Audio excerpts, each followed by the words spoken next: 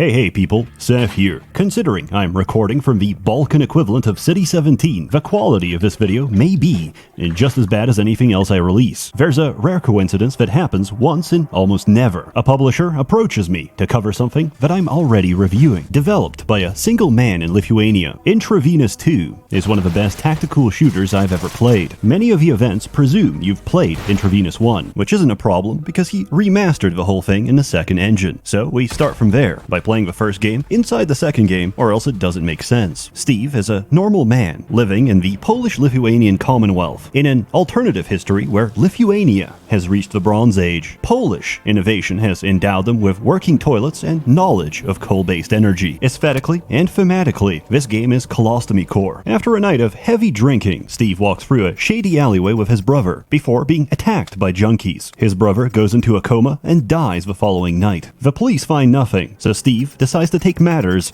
into his own hands. Welcome to Intravenous. You're outgunned and outnumbered. Everything makes a sound, and a single unsuppressed trigger pull is loud enough to alert the entire level. So, unless you want your chest ventilated, you better be quiet. Druggy Ghetto, also known as My Car Park in East England. The first level serves as a tutorial to get your bearings. Arguably, normal difficulty is a 10-hour tutorial before you're ready to play the actual game. Mouse wheel controls your movement speed, allowing you to instantly change across different stances. The faster you are, the more sound you make. At free notches, we're a good compromise, and able to get the jump on enemies. Don't fall for my mistake. Notches 1 and 2 are marginally better, but the only reason you'd use them is if you're wearing Kevlar in a plate carrier, in which case, you're not gonna make it. Approaching someone from behind lets you perform a stealth takedown. Pressing E chokes them out, which can transition to snapping their neck with Q, or you can just cut their throat. This is much quicker, but makes them bleed out, which is a problem, as we often have to dispose of the evidence by dragging their body, and a bloody corpse leaves a bloody trail. You could choose to leave them unconscious at your discretion, which is incredibly noble, unless things go south and their friends find the bodies. Wake them up, and undo all of your efforts. In a Steve campaign, there's no reason to spare anyone, so I usually stack up the bodies and make up a backstory for why they should live or die. He didn't choose this life. He probably has a family. He paid $10,000 for a commission of Tali Zoravas Normandy, inflated, larger than a solar system.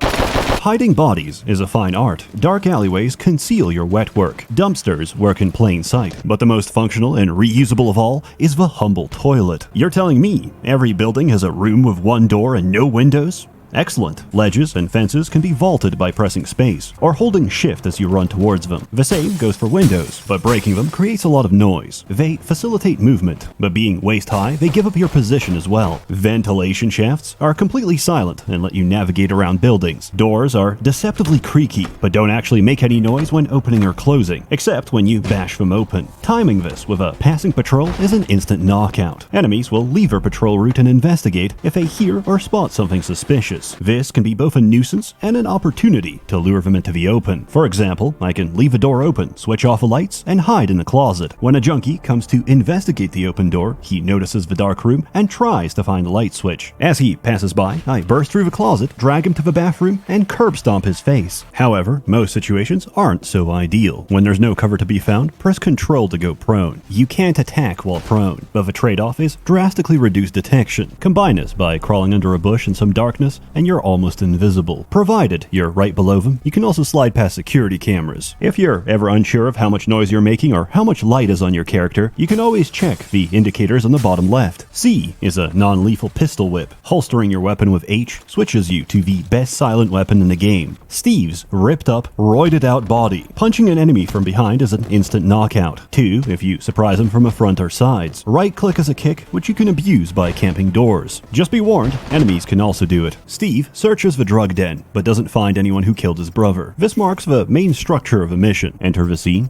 confront your target, and exfiltrate. Revenge is expensive, and we need money. Along the way, you can find secondary objectives, such as schematics, loose cash, jewelry, compromising material, and cryptocurrency. Unfortunately, every crypto wallet is at the end of its pump and dump, and every chat log only incriminates a low-tier Minecraft YouTuber at best. You might also encounter the Mini Uzi. If you want new guns for later later missions, you have to exfiltrate with them first. Explanation: you're doing illegal shit, so you probably need an unregistered weapon with a scrubbed serial number. There's unique weapons across every level, and it's a matter of personal preference. But I do hope that one day you'll discover the joys of a Ruger Mk4. Master gave Dobby the blicky with a switch. Dobby is now a free elf. This is a good time to mention that Zed automatically loots ammunition, and Tilda lets you cycle between different varieties for your current weapon. In this case, between standard 9mm and positive P over pressure. Reloading with R doesn't magically save bullets. It throws out your current magazine on the floor and replaces it with whatever you have. There's no time to hand load ammunition. The magazine will make more of an echo to indicate how close you are to going dry. For added control, Alt cycles your fire mode. This is especially important to higher caliber rifles, where recoil will kill you before the enemy. Progress is kept by saves. These are limited per mission, and you unlock more as you progress or reach a checkpoint. Honestly, I love the system. It forces you to live with your decisions and keep going. I've had some of the most fun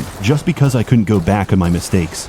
Pro tip, I got really frustrated with how I had to manually name each save file, which would reset after checkpoints. Turns out, I'm a knuckle dragger and had no reason to do that, because F5 quick saves and F9 quick loads. Steve returns home empty-handed and receives an anonymous phone call, which isn't very anonymous at all because I can see their portrait. They call themselves the Accomplice, even though I can clearly see this is Kurt Cobain. They claim that they've also lost loved ones and the police have done nothing about it, offering Steve their assistance in tracking down those responsible, and also access to a Żabka warehouse with enough guns to scare the ATF. This is incredibly convenient, but I'm not complaining because now we have access to loadouts. All the money you collect from missions can be spent on tools and weapon attachments. Each upgrade is a one-time cost, so you don't have to worry about dropping them in the field. According to the Accomplice, one of the men that killed his brother was spotted on CCTV. After 34 days of intense training, Steve deploys to his next mission. You can choose anything you want for a loadout, but here's a recommendation. Guns are loud, and the only thing that comes close to silent is the Brugger and Fomet VP9. It's integrally suppressed. The original use was to put down sick animals, but it works on people too. It's chambered in 9mm subsonic. The only problem is the lack of ammunition. However, we can switch our mini Uzi to 9mm subsonic as well, giving us an extra 64 pulls of a trigger. Why do I like this gun? Because it's a one-shot silent kill from behind, but primarily we won't be popping heads, just light bulbs, because once you hit tab, darkness becomes your best friend. No matter the loadout, night vision goggles are standard issue. Enemies might have flashlights, but they can't see in the dark. For gadgets, I take the HSR EMP to glitch out cameras without suspicion, the taser for non-lethal takedowns at range, and a throwing knife, because I give up my non-lethal run halfway into each mission. Aside from this, I take a Kevlar plate. It's not that noisy, and each time you forget you're wearing it, you'll be glad you remembered. To be clear, this is the difference between dying from 2 bullets instead of 1, but hey, every little bit counts. Additionally, armor lets you heal off damage. Red is your actual health. Getting shot turns it to yellow, which is potential health if you take a moment to recover. Please note, in the middle of combat, you do not have this luxury. The music gives you context clues to how you're doing. If you're incognito, it's calm and peaceful. It gets tense if a level is starting to get suspicious, and the moment an unsuppressed round is fired, the trap goes loud. Also, Steve knows how to pick locks now. This is called character development. It's fairly fast and silent, but you're vulnerable in the process. If you're in a hurry, you could choose to break the lock instead, making a bunch of noise in the process. Most locks are indoors, but there's also breaker boxes that let you kill the lights for an entire building. Unlike broken lights, power outages don't arouse suspicion, but they do force patrols to walk outside and flip back the breaker, during which time you can sneak inside or incapacitate them. The mission goes without a hitch. We find one of our brother's killers who leaks the location of another. First, we make sure he's telling the truth. Then, we ventilate him. We fail to find him, but stumble on his dealer, who says he's getting his supply from a serious operation by the nickname Shopkeeper. Following our second lead to a port warehouse, we find the man who started all this, the one who ordered the attack on you and your brother. After a heartfelt recollection, we send him straight to hell. Surprisingly, this doesn't improve Steve's mental health. The kill sends Steve into a rage, as he intravenously injects 50cc trenbolone acetate directly into his cock vein. This event unlocks his special perk,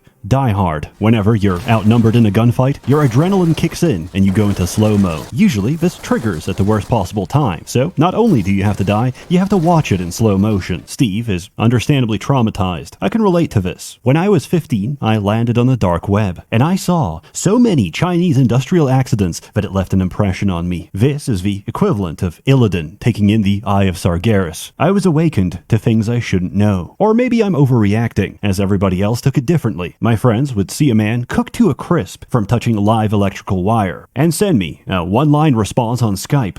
Nerve gas. Unsatisfied, Steve vows to take down as many drug peddlers as possible with the help of his trusty accomplice. Once we pursue the shopkeeper, the game reaches its highest complexity. This is no longer low-end drug trafficking. This is organized crime. Accordingly, we don't have random goons. We have security details with Kevlar and automatic weapons. There's cameras everywhere, magnetic key cards for checkpoints, and every person on the map is radioed in. If they say a single word, the entire level is on lockdown.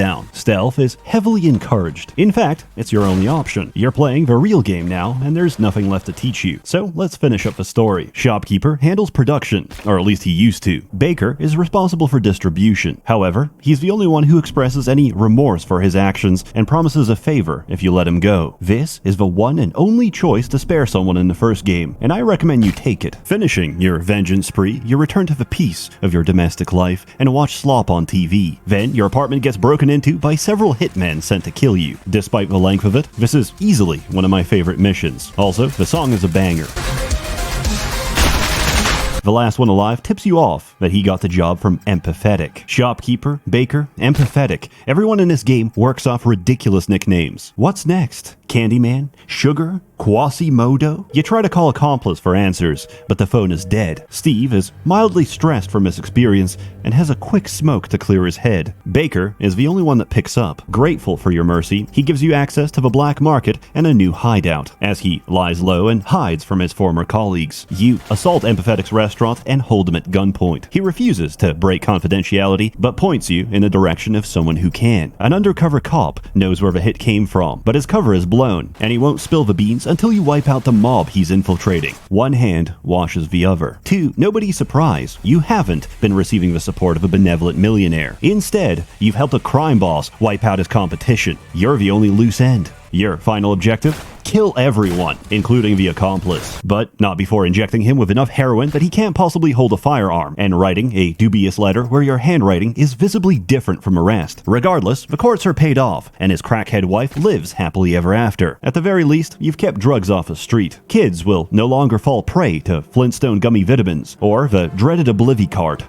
Booth of the Year edition. I just realized I explained the entirety of Intravenous I to contextualize the events of the second, when a story is secondary and doesn't actually matter. What does matter is starting the second campaign on true difficulty, which doesn't mean arbitrarily harder. It means we've intentionally handicapped the AI for every other difficulty to prepare you for playing on normal. Dropping bodies make noise. Enemies notice missing patrols, react faster, and shoot harder. Everyone dies quicker. Bleeding can turn you into a cripple, and you have almost no save files, just as it was always meant to be. Sean is a normal Bishonen protagonist living in the Polish-Lithuanian Commonwealth. Your father needs ivermectin to treat his river blindness, but at $3 a pack for a one-time treatment that will completely cure his condition, he simply can't afford it. Out of options, he decides to become a hitman for Empathetic, only taking the jobs that he feels are morally justified. Your first objective is to kill a construction contractor that keeps scamming people by embezzling their money, asking for more to finish the job, and ghosting them when no more can be paid. This is exactly like gypsies in the Baltics. And call me prejudiced, but if it was me, you wouldn't have to pay me. Next, you're told to liquidate a politician who's allegedly involved in child trafficking. However, the hit goes wrong. Confronting the man, you find no evidence of the charges. You've been fed bullshit to kill a rival politician. You back out of a job only to find out your dad has been kidnapped. You're being blackmailed into killing people, and if you don't comply, they'll kill your father. By chance, Sean encounters Steve. Both of their names alliterate to SS, a reference to the Schutzstaffel. They form a dynamic duo. Steve is an infamous anabolic roid hog that single-handedly wiped out free mobs, and Sean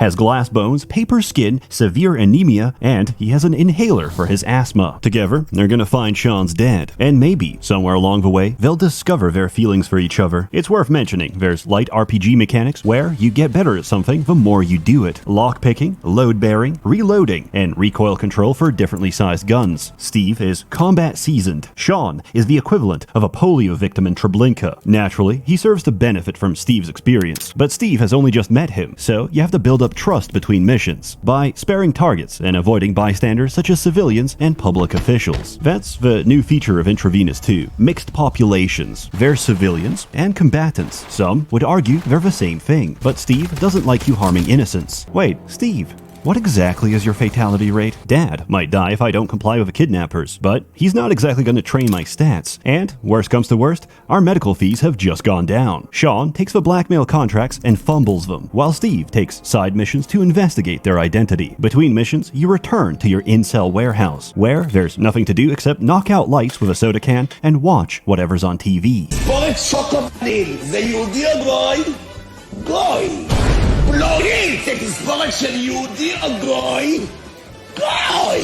After rescuing your dad, he's also in the hideout, so you can continue to disappoint him. I freed you, Papa. You're my captive now. We give him control of the TV, and he's pretty happy about that. However, he doesn't realize you can skip adverts and watches them in their entirety. Most parents would be like, let go of grudges. Come back, my boy. Your dad just encourages you. Honestly, he doesn't even mind that you're a hitman. Things really are different in Poland. Life has no value because death is meaningless. You just respawn at the nearest Biedronka. Anyway, we find a politician responsible for these shenanigans and put him down. Sean cries softly from realizing it's all over, but his face stings from a lip filler. Instead of planting a kiss, Steve wraps Sean in his bear-like embrace, and they get married. The end. Mechanically, there's a lot to love about this game. Every system blends in on itself, and once you understand the enemy AI, it becomes a beautifully controlled chaos. Enemies don't know where you are. Where they think you are is your last visual sighting and any source of noise. For example, I could kill the lights, shoot at a group, and jump out the window. As a second group loops around to flank me, they're hit by blind fire from a first. If they take losses, they'll become more cautious. Instead of following you into your kill corridor, they'll use their superior numbers and camp outside.